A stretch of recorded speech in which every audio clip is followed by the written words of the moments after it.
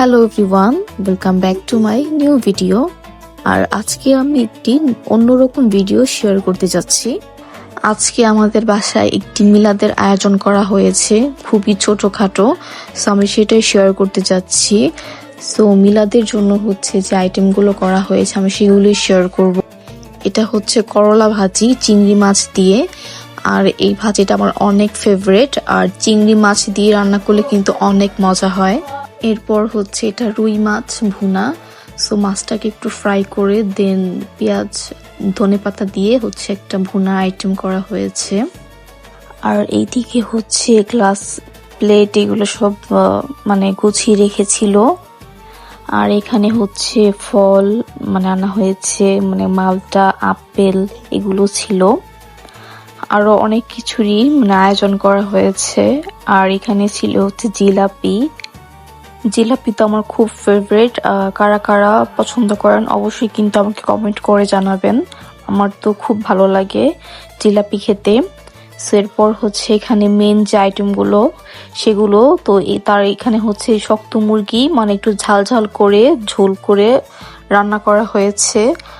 আর এটার টেস্টের ব্যাপারে যদি বলি, নিঃসন্দেহে খেতে পারবো, কারণ এটা আম্মু রান্না করেছে। সো এটা মজা হবেই মাস্ট। আর এখানে হচ্ছে ডাল রান্না করা হয়েছে, মাসকালাই ডাল।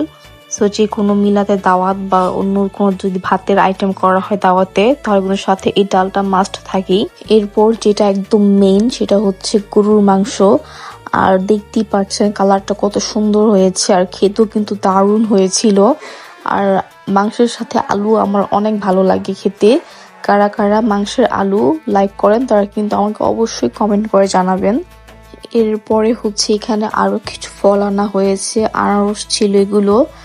আর ইফতার আইটেমে এটা হচ্ছে মুড়ি খাওয়ার জন্য, কারণ আমরা 2 রকম আইটেম করেছি, 2 ধাপে। একটা হচ্ছে ইফতার আইটেম, তারপর হচ্ছে ভাতের আইটেম, ইফতারের পর ভাত। চেয়েছিলাম বিরিয়ানি বা পোলাও রোস্টের আইটেম করার জন্য, কিন্তু পরে ভাবলাম যে সারাদিন এভাবে রোজা রেখে পরে পোলাও খেতে একদম ভালো লাগবে না, আরো বেশি ক্লান্ত লাগবে। তাই আমরা ভাতটাকে চুজ করলাম মেনুতে। আর এখানে হচ্ছে ইফতার সাজানো হচ্ছে।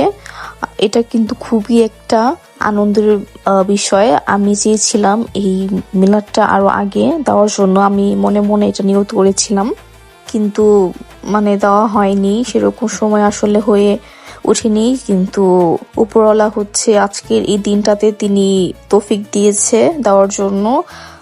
আমি তার কাছে অনেক শুকরিয়া যে আমি এরকম একটি আয়োজন করতে পেরেছি। আমার খুব ভালো লাগছে এগুলো।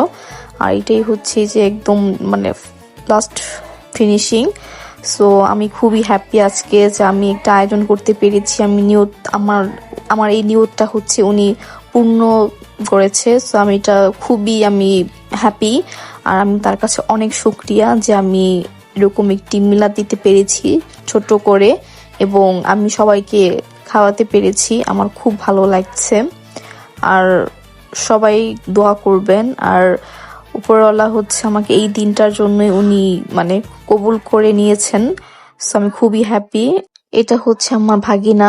সো আমার বাসায় হচ্ছে সবাই এসেছিল, আমার আত্মীয় স্বজন। এরপর হচ্ছে কিছু হুজুর বলা হয়েছিল, তারপর হচ্ছে আশেপাশের কিছু লোকজন ছিল, তাদেরকেও বলা হয়েছিল। সো সবাই কিন্তু এসে খাওয়া দাওয়া করেছে। সো আমার খুব ভালো লাগছে এরকম একটি দৃশ্য দেখে। যারা ঠিক মতো খেতে পারে না, ভালো মন্দ ইফতার করতে পারে না, আমি তাদের এনে খাওয়াতে পারছি। উনি আমাকে এই তৌফিকটা দিয়েছেন আল্লাহ তাআলা। আমি খুবই হ্যাপি। আমি খুব শুকরিয়া আদায় করি যে উনি আমাকে এই তৌফিকটা দিয়েছেন বলে আমি আজ পেরেছি।